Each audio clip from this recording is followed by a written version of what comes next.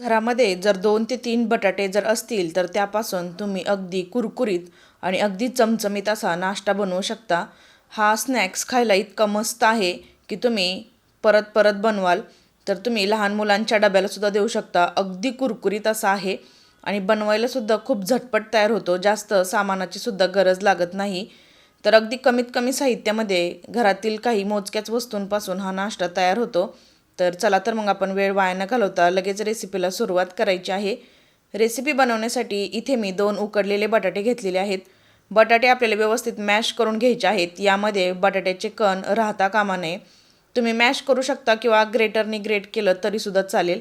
बटाटे व्यवस्थित शिजले गेलेले पाहिजेत. तर अशा प्रकारे आपल्याला व्यवस्थित मॅश करून घ्यायचं आहे. मॅश करून झाल्यानंतर यामध्ये अगदी काही थोडंसं सामान आपल्याला इथे लागणार आहे. तर कट केलेली कोथिंबीर घालायची आहे. चवीनुसार यामध्ये आपल्याला मीठ घालायचं आहे. ऑरिगॅनो आणि चिली फ्लेक्स घालायचे आहेत. तर तिखटाचं प्रमाण तुम्हाला जितकं जास्त हवं असेल त्यानुसार तुम्ही प्रमाण कमी जास्त करू शकता. तर इथे बघू शकतो चिली फ्लेक्स घातल्यानंतर ऑरिगॅनो घालायचं आहे आणि एवढंच सामान इथे आपल्याला लागणार आहे. जास्तीचं सामान इथे लागणार नाही.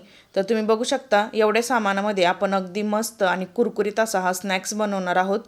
सगळ्यात शेवटी यामध्ये आपल्याला अर्धी वाटी कॉर्नफ्लॉवर लागणार आहे. तर या बटाट्यांसाठी आपल्याला इथे अर्धीच वाटी कॉर्नफ्लॉवर लागणार आहे. तर सुरुवातीला चमच्याने व्यवस्थित याच्या गाठी फोडून घ्यायच्या आणि नंतर हाताने व्यवस्थित मॅश करून घ्यायचा आहे जेणेकरून याचा एकसंध गोळा तयार होईल. तर व्यवस्थित चमच्याने मिक्स करून झालेला आहे. आता हाताने मिक्स करून घेऊया. तर तुम्ही बघू शकता अगदी 2 बटाटे वापरून आज आपण अगदी कुरकुरीत असा हा स्नॅक्स बनवणार आहोत.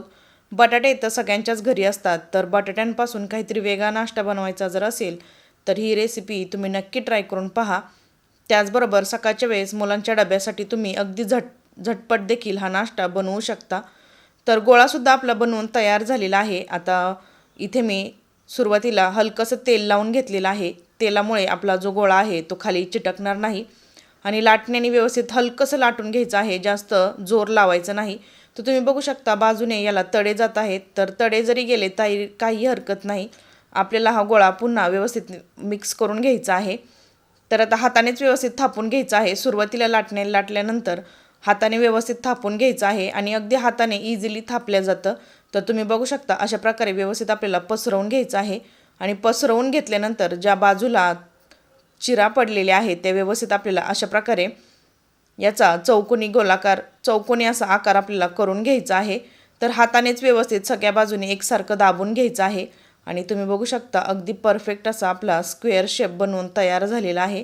आता आपण हा कट करून घ्यायचा आहे. तर एका चाकूच्या मदतीने सुद्धा तुम्ही कट करू शकता. तर इथे मी पिझ्झा कटर वापरत आहे जेणेकरून एकसारख्या वड्या पडल्या जातील.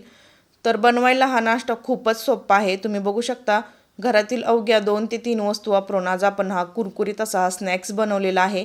रेसिपी नक्की ट्राय करून पहा. त्याचबरोबर आवडली तर चॅनेलला लाईक आणि सबस्क्राईब करायला विसरू नका. कारण तुमचं एक लाईक माझ्यासाठी खूप जास्त महत्त्वाचं आहे.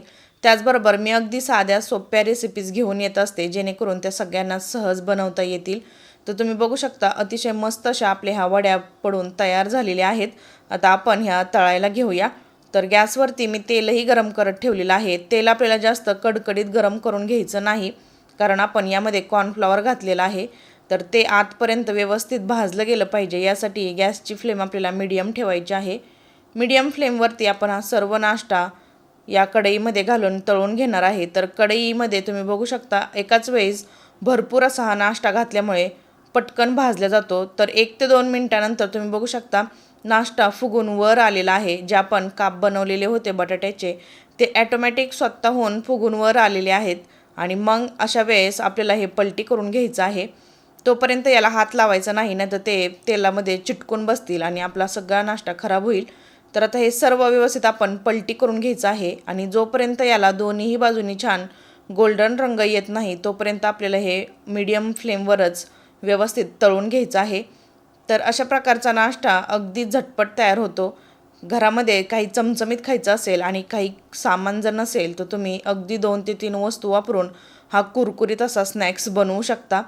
तर रेसिपी कशी वाटली हे कमेंटमध्ये नक्की सांगा. त्याचबरोबर तुमची कमेंटसुद्धा नक्की मला वाचायला आवडेल.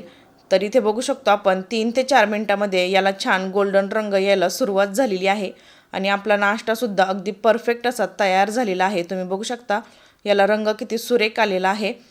तर आता आपला हा नाश्ता तयार झालेला आहे. आता आपण काढून घेऊया. तर तुम्ही बघू शकता जास्त तेलकटही होत नाही आणि अगदी कुरकुरीत असा हा स्नॅक्स तयार होतो. तर रेसिपी नक्की ट्राय करून पहा. तर इथे बघू शकतो आपण दिसायला जितका सुंदर आहे तितकाच हा नाश्ता अगदी खायला कुरकुरीत सुद्धा आहे. तुम्ही असाही खाऊ शकता किंवा तुम्हाला याबरोबर चटणी जर लागत असेल तरीसुद्धा तुम्ही चटणीबरोबरही खाऊ शकता. लहान मुलांना तर केचप बरोबरच खायला खूप आवडेल इतका हा नाश्ता खायला मस्त आहे.